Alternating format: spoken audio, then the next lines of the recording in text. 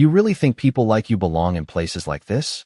The words sliced through the low morning chatter of the diner just seconds before the sound of a sharp slap cracked across the room hard enough to silence silverware midair. Every head turned at once. Coffee stopped pouring.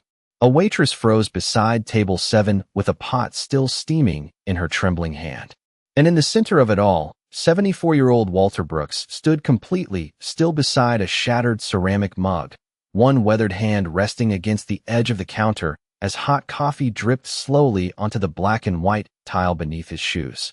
His veteran cap had fallen to the floor. The old embroidered letters across the front, U.S. Army Veteran, now faced upward beneath the fluorescent lights while the younger man towering in front of him breathed heavily through clenched teeth. Ethan Caldwell looked expensive in the kind of effortless way money always did. Tailored charcoal coat, Italian leather shoes, a silver watch gleaming beneath his cuff. The kind of man who expected rooms to move around him. And this morning, inside Rosie's diner just outside downtown Baltimore, everyone had. Everyone except Walter. You spilled coffee all over me. Ethan snapped loudly, wiping the front of his pressed white shirt with a napkin already stained brown. You blind or just stupid? Walter's shoulders rose slowly with a tired breath. The diner smelled like burnt bacon, syrup, and rain drifting in every time the front door opened. Outside, February winds rattled the windows while passing headlights smeared pale reflections across the glass. Walter looked down at the floor first, not at Ethan. His eyes settled briefly on the fallen veteran cap before he bent carefully, knees stiff with age, and picked it up with both hands like it mattered more than his own dignity. I'm sorry, son, he said quietly. His voice was calm, too calm for what had just happened. That somehow made the silence worse. Ethan gave a short, bitter laugh. Don't call me son. A little girl sitting in a booth near the jukebox tightened her grip on her mother's sleeve. Mom, she whispered softly. Why did he hit that old man? Her mother didn't answer. Nobody did. Phones had already started appearing above tables, subtle at first, then openly raised. Tiny glowing screens captured Walter standing there beneath the buzzing neon menu board while coffee slid off the counter edge one slow drop at a time. Walter straightened carefully, his joints moving slower than the room around him.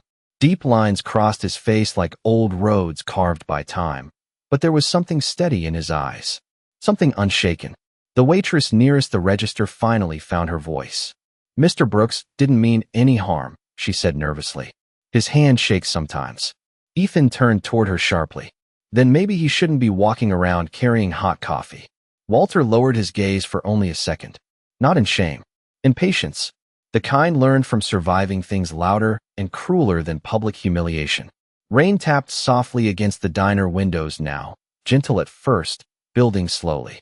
Walter brushed coffee from the sleeve of his faded brown coat and adjusted the veteran cap back onto his head with careful fingers.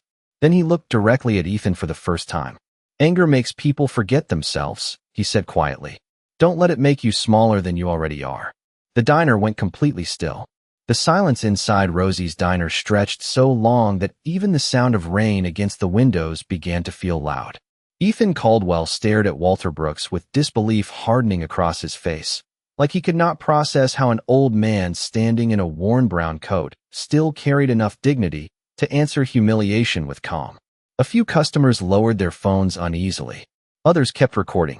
Near the counter, Rosie herself stepped out from behind the register wiping nervous hands against her apron. She had owned the diner for nearly 20 years and knew almost everyone who walked through those doors. Truck drivers, nurses from Mercy Hospital, construction crews, night shift cops. Walter had been coming longer than most of them. Every Monday morning at exactly 7:15, he sat at the same booth beside the fogged-up window, ordered black coffee and scrambled eggs, and always left a $5 tip folded neatly beneath the plate, no matter how tight money clearly was. Ethan, one of the men seated at the business table, muttered carefully, "Just let it go." But Ethan was not listening anymore. The embarrassment had already rooted itself too deep. His expensive shirt still carried the dark stain spreading slowly down the front, and now people were staring. Worse than staring, they were judging. Walter picked up the small paper bag resting beside his booth and slid his wallet carefully into his coat pocket. The wallet was old, cracked leather softened by decades of use. A faded photograph peeked briefly from inside before disappearing again. Ethan noticed none of it. "You think you are some wise old man now?" he asked loudly. "You walk in here dressed like that and expect respect?" Walter looked toward the windows instead of answering. Outside, a city bus hissed to a stop at the curb, spraying water across the street. Baltimore mornings always carried a tired kind of cold in February, the kind that slipped through coats and settled into old bones. Walter knew that feeling well. "Respect is not something you wear," he said quietly. "It is something you give." Ethan scoffed under his breath. "Easy to preach when you have got nothing left to lose." The words landed heavier than Ethan realized. Rosie's expression changed immediately. So did the older waitress standing beside the coffee station. They knew pieces of Walter's story because Walter never talked much unless someone asked directly. His wife Lorraine had passed from cancer 8 winters earlier. His small row house in West Baltimore had peeling paint, unreliable heat, and a porch light that flickered during storms. Sometimes Walter walked 2 miles instead of paying bus fare just to save enough money for groceries later in the week. But every Veterans Day, he still pressed his old uniform himself. Every Memorial Day, he placed tiny American flags at the cemetery before sunrise. He had served 22 years in the Army before arthritis damaged his knees badly enough to force retirement. Desert Storm, Kuwait, places most people inside the diner only knew from television documentaries. Walter never spoke about those years either. He carried them the same way he carried his grief. Quietly, Ethan pulled out his chair with an irritated scrape against the floor. "You know what?" he muttered. "I am done with this place." But just as he reached for his coat, the television mounted above the counter suddenly switched from local weather coverage to a breaking news segment. Bright red graphics flashed across the screen while the anchor's voice filled the diner. Heightened security measures remain active downtown this morning as Homeland Security Director Marcus Brooks arrives in Baltimore ahead of a major infrastructure briefing scheduled later today. Walter's eyes lifted slowly toward the television. Just for a second, the screen showed black SUVs moving through rain-slick streets surrounded by federal escorts. Then came a photograph beside the headline. Marcus Brooks stood behind a podium in Washington wearing a dark navy suit and a Homeland Security pin on his lapel. Tall, focused, sharp-eyed. The same steady eyes Walter carried now. Rosie noticed it first. Her mouth parted slightly as she looked from the television back toward Walter, standing quietly beside the booth. "Walter," she whispered softly, almost unsure she should ask, "is that?" Walter adjusted the brim of his veteran cap before answering. "My boy," he said simply. And suddenly the entire diner became silent all over again. The air inside Rosie's diner changed instantly after Walter's quiet words settled into the room. "My boy." He had said it so simply that for a second nobody moved at all. The television continued flashing images of armored vehicles downtown, while the news anchor spoke about tightened federal security and road closures around the inner harbor, but most eyes in the diner were no longer on the screen. They were fixed on Walter Brooks, standing beneath the dull yellow lights with rainwater still glistening on the shoulders of his old brown coat. Ethan Caldwell slowly looked back toward the television again. The confidence that had filled his face minutes earlier was beginning to crack around the edges. "That is impossible," he muttered under his breath, though nobody knew whether he was talking to himself or the room. Rosie swallowed hard and stepped closer to Walter carefully, almost respectfully now. "You never told us," she whispered. Walter gave a faint shrug. "People should not have to announce who their children are just to be treated decent." The words hit harder than anyone expected. Ethan's business partners exchanged uneasy glances around the booth. One of them quietly lowered his phone beneath the table, while another rubbed his jaw nervously, as if suddenly realizing how quickly situations could turn irreversible in the age of viral videos and public humiliation. The little girl near the jukebox looked toward Walter with wide eyes full of confusion and sympathy. Walter noticed her staring and gave her a gentle nod that somehow carried more kindness than anyone else in the diner deserved at that moment.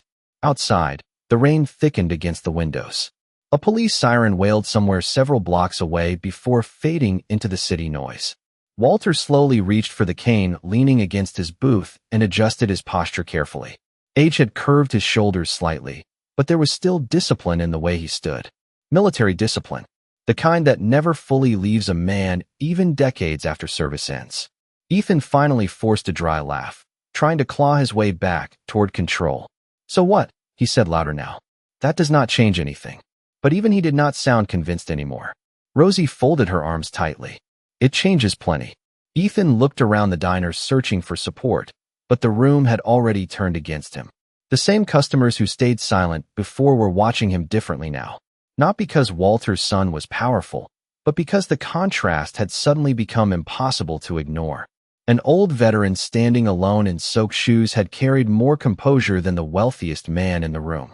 Walter picked up the paper bag beside the booth again. The top edge had softened from years of folding and unfolding. Inside sat half a turkey sandwich wrapped in napkins for later. Rosie knew he sometimes stretched one diner meal across the entire day. "Walter," she said quietly, "please. Sit back down. Breakfast is on the house." Walter smiled faintly. "You already do enough for me, Rosie." "Not today, I do not." Ethan grabbed his coat from the chair with a sharp motion. "This place is unbelievable." One of his partners stood quickly beside him. "Ethan," he said under his breath, "we should leave." Ethan ignored him. Pride was still fighting a losing battle inside his chest. Everybody acting like this old man is some hero now. Walter looked toward him calmly. "No, son," he replied softly. "Just a man." The simplicity of it drained the last bit of noise from the room. Then suddenly the bell above the diner door jingled again.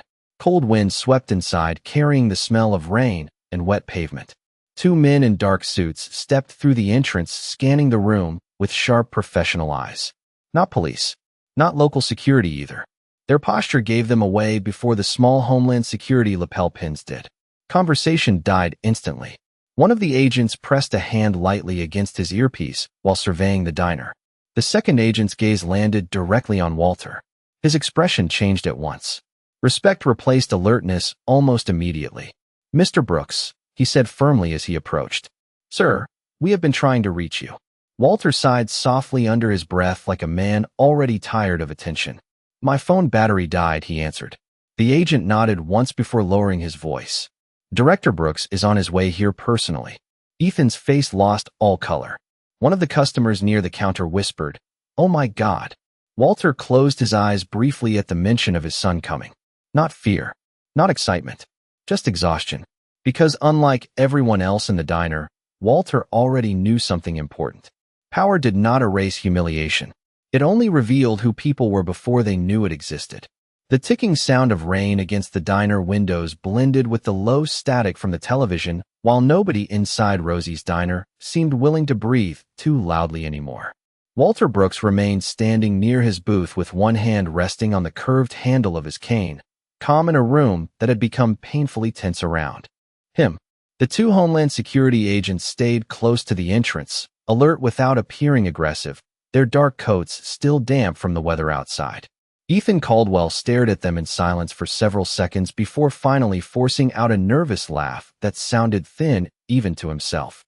"This is insane," he muttered. "We are acting like the president is coming." One of the agents glanced toward him briefly, but said nothing. That silence somehow carried more authority than words ever could. Rosie reached for the coffee pot again, mostly to give her trembling hands something to do. Steam curled upward beneath the diner lights while old country music hummed faintly from the jukebox near the back wall. The ordinary sounds of the diner suddenly felt fragile, like the room itself understood something important was about to happen. Walter slowly lowered himself into the booth beside the window with visible stiffness in his knees. Rosie immediately placed a fresh cup of black coffee in front of him without asking. "Thank you, sweetheart," Walter said softly. "Always," she replied. Ethan remained standing beside his table with his jaw tight. His business partners looked deeply uncomfortable now.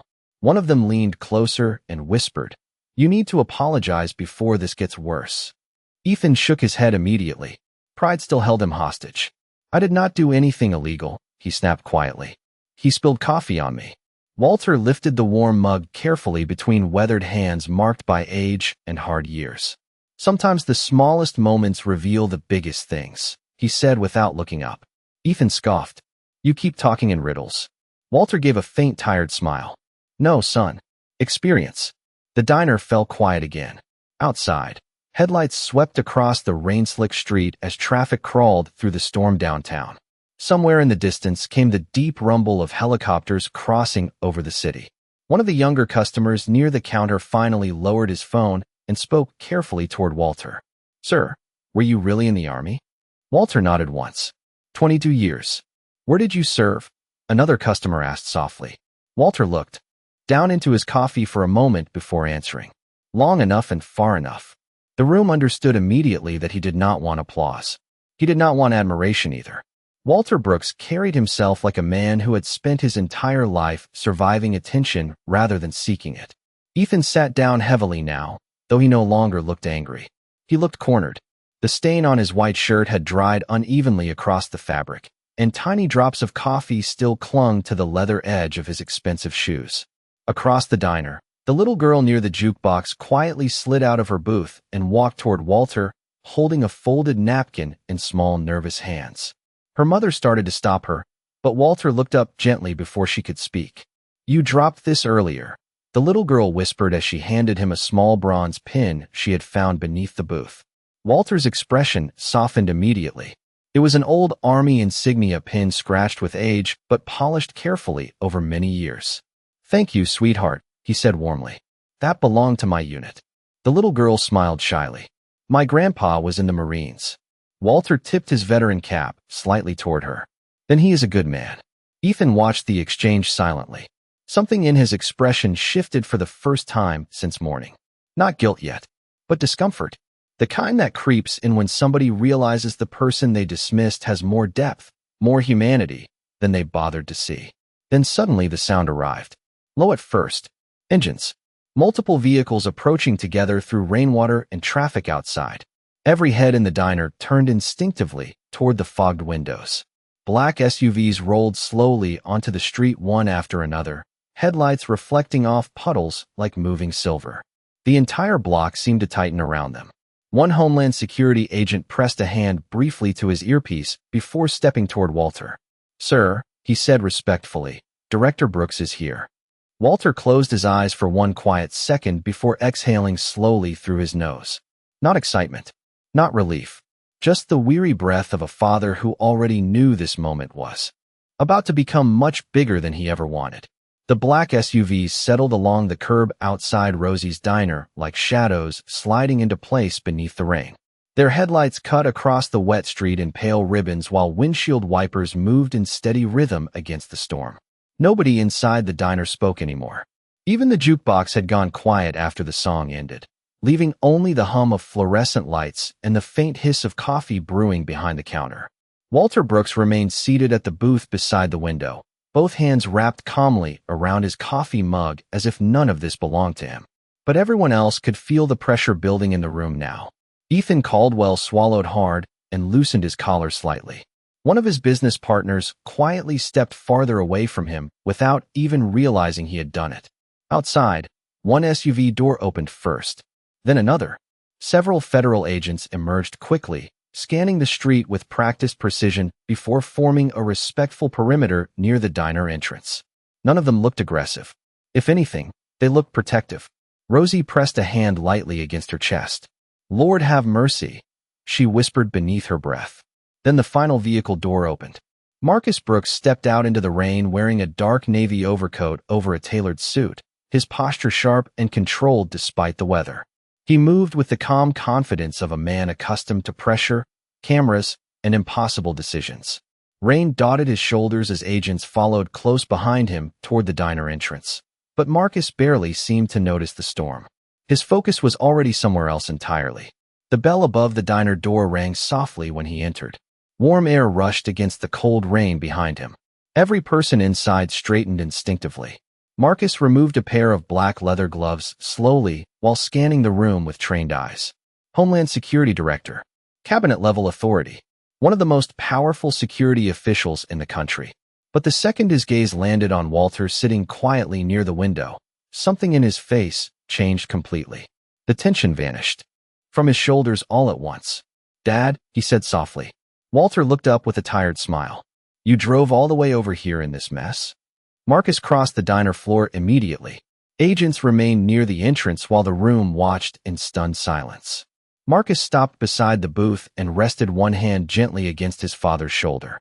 The gesture carried none of the stiffness of politics or public image. It was simply a son checking on his father. "You did not answer your phone," Marcus said quietly. "I got worried."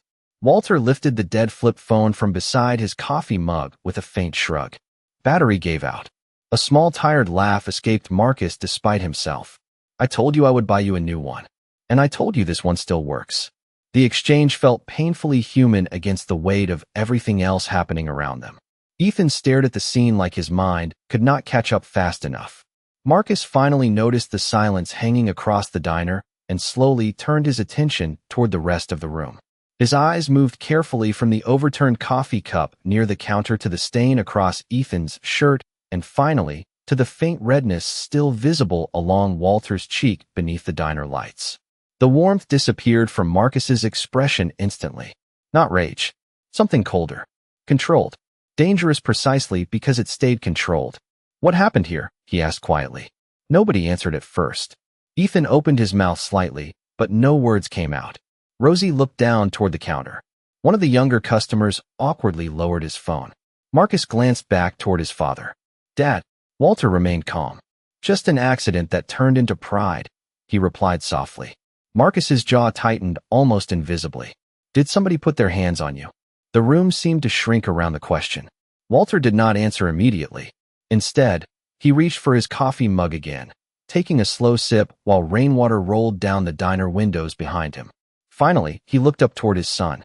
"Marcus," he said gently, "I survived war zones, burying your mother, and 50 years of people deciding my worth before hearing my name.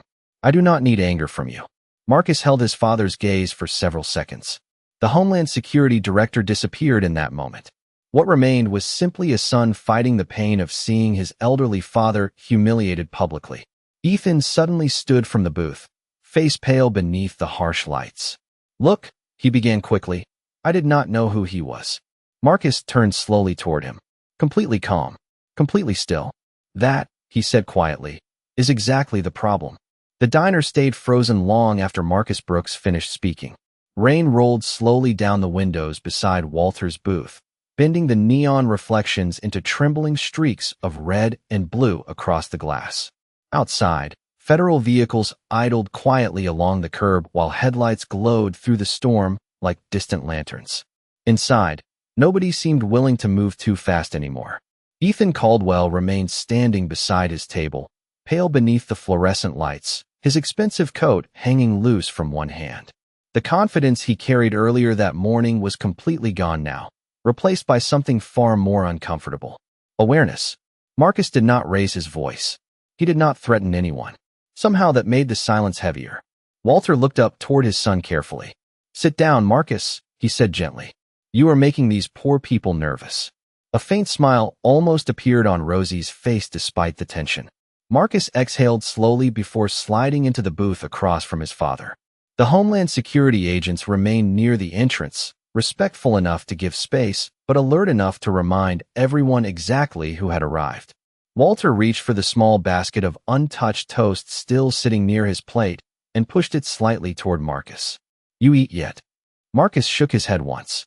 "Meeting downtown started before sunrise." "Then eat." Marcus looked at the toast for a second before giving a quiet laugh under his breath. "You still sound like Mom." At the mention of Lorraine Brooks, something softened visibly between them. Walter stared briefly toward the rain outside. "Your mother would have hated all this attention." Marcus nodded. Slowly. "She also would have marched in here and embarrassed every person in this room by herself." That finally pulled a few nervous chuckles from the customers nearby. Even Walter smiled faintly at that. Rosie stepped forward carrying a fresh plate without being asked.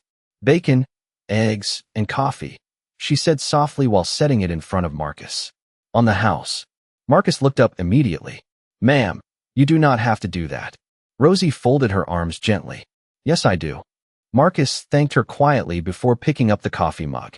Steam curled upward between father and son while the diner slowly exhaled some of its tension. Ethan remained motionless several feet away, watching the scene unfold like somebody witnessing a reality he no longer understood. Walter noticed him standing there and sighed softly. "Son," he said toward Ethan without anger, "sit down before your legs give out." Ethan hesitated before slowly lowering himself into the booth nearest the aisle. His business partners avoided eye contact entirely now. One stared at the table. Another pretended to check emails on his phone. Shame had spread through the group like smoke. Marcus finally looked directly at Ethan again. Calm. Controlled. My father has been coming here for years, he said quietly. Most people in this city would walk past him without ever knowing who he is. Ethan swallowed hard. I said I was sorry. Marcus nodded once. After you realized he mattered. Walter lifted a hand slightly before Marcus could continue. No, Walter said softly. That is not true. The room listened carefully now. Walter rested both hands around his coffee mug again, staring into the dark surface like old memories lived there. Every person matters before you know their story, he said quietly. That is the lesson. Rain tapped steadily against the windows while nobody interrupted him. Walter continued slowly, voice worn but steady. When I came home from the army in 1993, I wore my uniform through an airport in Georgia. A man looked me in the face and asked if I was lost because he could not imagine a black man being an officer. Marcus lowered his eyes quietly. He had heard parts of these stories before. Never all of them. I wanted to yell, Walter admitted softly. But your mother squeezed my hand and told me something I never forgot. He paused briefly. She said dignity is not something another person gives you. It is something they cannot take if you refuse to surrender it. The diner became painfully quiet again. Even Ethan looked shaken now. Walter finally looked toward him directly. Not with hatred. Not even with resentment. Just tired honesty. You slapped an old man today because your pride got bruised by spilled coffee, he said gently. But one day life is going to spill something bigger on you than coffee, son. And when that happens, I hope somebody shows you more mercy than you showed me. Ethan's eyes dropped immediately to the table. For the first time all morning, he had absolutely nothing to say. The storm outside Rosie's diner had softened into a cold, steady drizzle by the time Walter Brooks finished speaking. Water slid down the windows in silver streams, while passing headlights painted brief flashes of color across the booths and tiled floor. Nobody inside the diner seemed interested in breakfast anymore. Plates sat untouched. Coffee cooled slowly inside mugs. Every person in the room carried the same heavy realization now. The quiet old man near the window had walked through more pain with grace than most people ever managed with comfort. Ethan Caldwell remained seated with both elbows resting against the table, eyes fixed downward at his untouched coffee. The earlier arrogance was completely gone from him now. His reflection stared back faintly from the dark surface of the cup, distorted beneath the diner lights.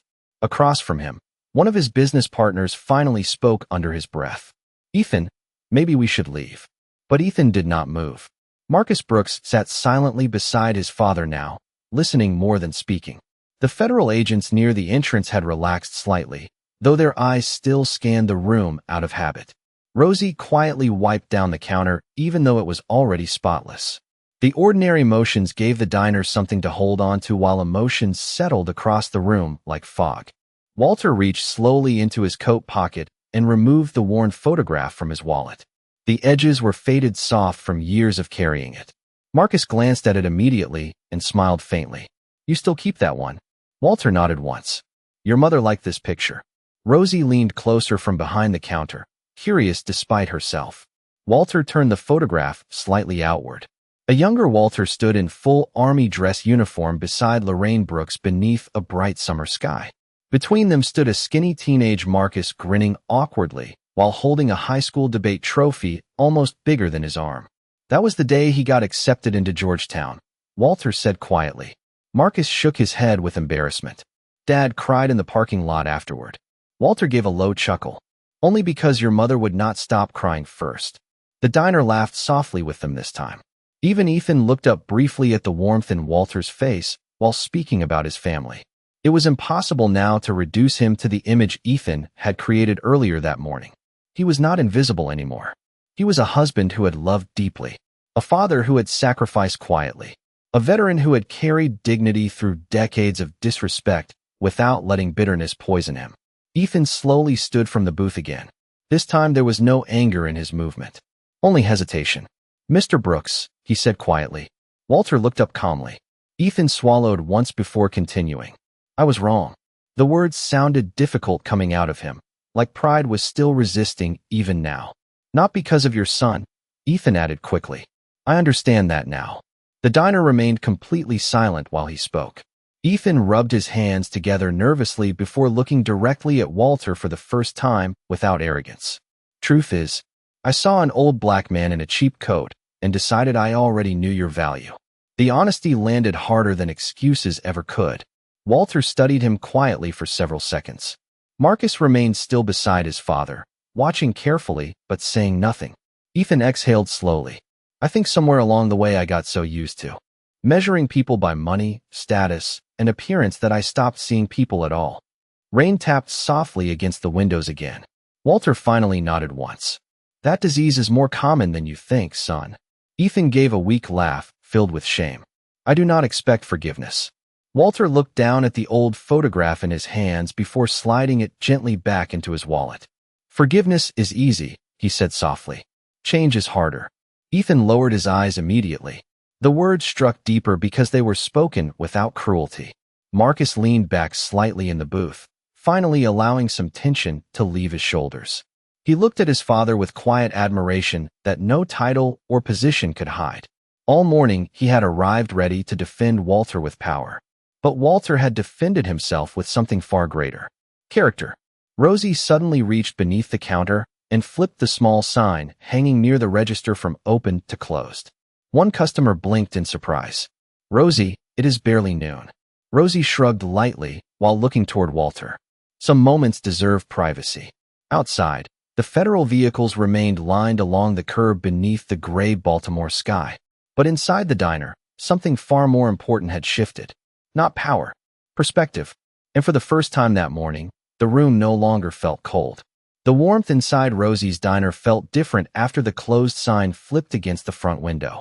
Outside, Baltimore traffic moved slowly beneath the rain, while federal SUVs remained parked along the curb like silent sentries beneath the gray afternoon sky. Inside, the sharp tension from earlier had faded into something quieter and heavier. Reflection. Walter Brooks sat calmly in the booth near the window with his veteran cap resting beside his coffee cup, the worn fabric darkened slightly from years of use. Marcus remained across from him, finishing the last bites of cold eggs Rosie had placed in front of him earlier, though his attention stayed mostly on his father. Ethan Caldwell still stood near the center aisle, as though unsure whether he deserved to sit back down. Rosie finally broke the silence first. Walter, she said softly while drying a plate behind the counter. You never once told anybody who your son was. Walter shrugged lightly. Why would I? Rosie gave him a look of disbelief. Because most people would. Walter smiled faintly at that. Most people spend too much time trying to be important. Marcus looked down briefly into his coffee mug. He used to tell me that when I was younger. Walter pointed gently toward him. And you still needed reminding. A few quiet laughs spread through the diner again. The heaviness in the room loosened another inch. Ethan slowly stepped closer to Walter's booth now, hesitant but sincere. Mr. Brooks, he said carefully, there is something else I need to say. Walter looked up calmly. Ethan took a long breath first. My father was a steel worker outside Pittsburgh. Hard man. Worked himself into the ground his whole life. His eyes drifted briefly toward the rain-streaked windows. When he got older, people started ignoring him, talking over him, treating him like he was in the way. Ethan swallowed hard. I hated seeing it happen to him. Marcus watched silently now while Ethan continued. But somewhere along the line, I became exactly the kind of man I used to despise. Walter studied him quietly, not judging, listening. Ethan rubbed a hand across his face tiredly. I think success made me forget humility. Walter nodded once. Success usually reveals character faster than failure does. The words settled deeply into the room. One of Ethan's business partners quietly stood from the booth and approached Walter carefully. Sir, he said respectfully, for what it is worth. I should have spoken up earlier. Walter looked at him kindly. Most people stay silent because they are afraid of becoming the next target. The man lowered his eyes slightly. Still does not make it right. Walter gave a slow approving nod. Marcus leaned back against the booth seat now, finally allowing himself to relax completely for the first time since arriving. Watching his father handle the entire situation without anger clearly humbled him too. Homeland Security Authority could command cities, lock down streets, mobilize federal resources and minutes. But none of it carried the quiet moral weight Walter Brooks possessed naturally, sitting in a small diner booth with a cup of black coffee. Rosie suddenly disappeared into the kitchen for a moment before returning with a fresh slice of pecan pie on a plate. She set it directly in front of Walter. "Your favorite," she said softly. Walter chuckled under his breath. "You trying to kill me with sugar? At your age, you earned it." Marcus laughed quietly while Walter picked up the fork. Then the little girl from earlier approached the booth again, this time holding a small, folded piece of paper. "I drew this for you," she whispered shyly. Walter unfolded it carefully. It showed a simple crayon drawing of an old man wearing a military cap, standing beside a taller man in a suit beneath the American flag. Across the top, she had written in uneven letters, "Real heroes are kind." Walter stared at the drawing for several seconds before emotion softened his tired eyes. "This might be the nicest thing anybody gave me in years," he said gently.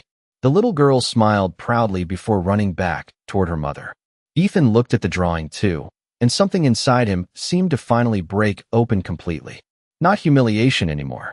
Humanity. "Mr. Brooks," he said quietly, "I cannot undo what I did." Walter nodded slowly while folding the drawing with care. "No," he agreed softly, "but you can decide whether this moment changes you or embarrasses you."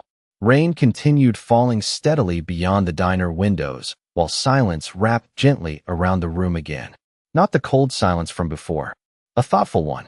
The kind that appears when people realize they just witnessed something more important than power. Something rarer. Grace. By late afternoon, the rain above Baltimore had finally begun to ease, leaving the diner windows fogged with warmth and streaked with silver water lines that caught the fading light outside. Rosie's diner remained closed even though the lunch crowd had long passed. Nobody seemed eager to leave. Something about the small room near the highway felt sacred now, as if the ordinary little diner had briefly become a place where people remembered who they were supposed to be. Walter Brooks sat quietly near the window, finishing the last bites of pecan pie, while Marcus watched him with the same patient respect he had carried all afternoon. The federal agents near the entrance had relaxed enough to accept fresh coffee from Rosie, though they still stood alert out of habit. Ethan Caldwell remained near Walter's booth longer than anyone expected. His expensive coat rested folded over one arm now, no longer worn like armor. He looked tired in a way money could not hide. "Mr. Brooks," he said softly after a long silence, "can I ask you something?" Walter glanced up. "Go ahead, son." Ethan hesitated first. "After everything people have done to you over the years, how did you not become bitter?" The diner grew still again. Walter looked toward the windows where pale evening sunlight was finally breaking through the clouds beyond the wet streets. Cars moved slowly outside while steam drifted from sewer grates into the cooling air. He seemed to think carefully before answering. "Because bitterness is expensive," he said quietly. "Costs too much peace." Ethan lowered his eyes. Walter continued gently. "I learned a long time ago that anger can keep a man warm for one night, but kindness keeps him human for a lifetime." Nobody interrupted him. Marcus leaned back silently, hearing his father speak the same way he had his entire childhood. Calm. Simple. True. Walter slowly pushed the empty pie plate aside before reaching for his cane. Marcus immediately stood to help him up, but Walter waved him off with a faint smile. "I still got enough strength left to stand on my own." Marcus grinned slightly. "You say that every time." "Because it keeps being true." The customers nearby laughed softly. Walter rose carefully from the booth, while Rosie stepped out from behind the counter, holding his old veteran cap in both hands. She had cleaned a small coffee stain from the brim without saying a word earlier. "Here you go, Walter," she said gently. Walter accepted it slowly, brushing his thumb across the embroidered army letters with quiet appreciation. "Thank you, sweetheart." Rosie shook her head lightly. "No, thank you." For a moment, Walter looked confused. Rosie smiled through slightly wet eyes. "This diner sees a lot of people every day. Angry people, lonely people, tired people. But today," she paused briefly, "today you reminded everybody in this room what dignity looks like." Walter lowered his eyes humbly. Marcus reached into his coat pocket and quietly placed several folded bills beneath the coffee mug on the table. Rosie noticed immediately.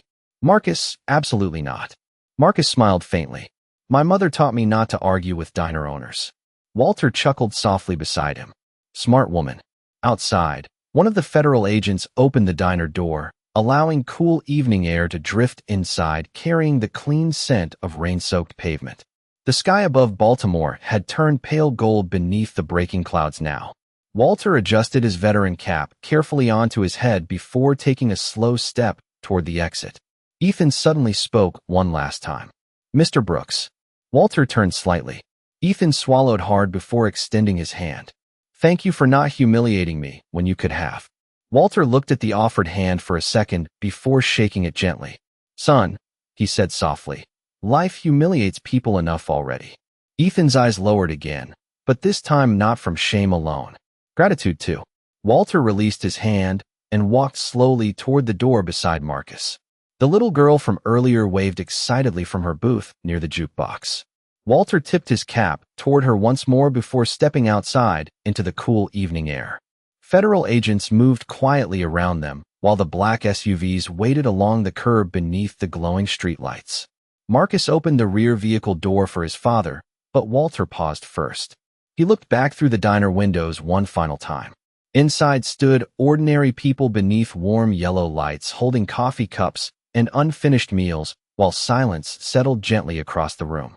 Not uncomfortable silence. Thoughtful silence. The kind that stays with people long after a moment ends. Walter finally climbed into the vehicle while Marcus closed the door softly behind him.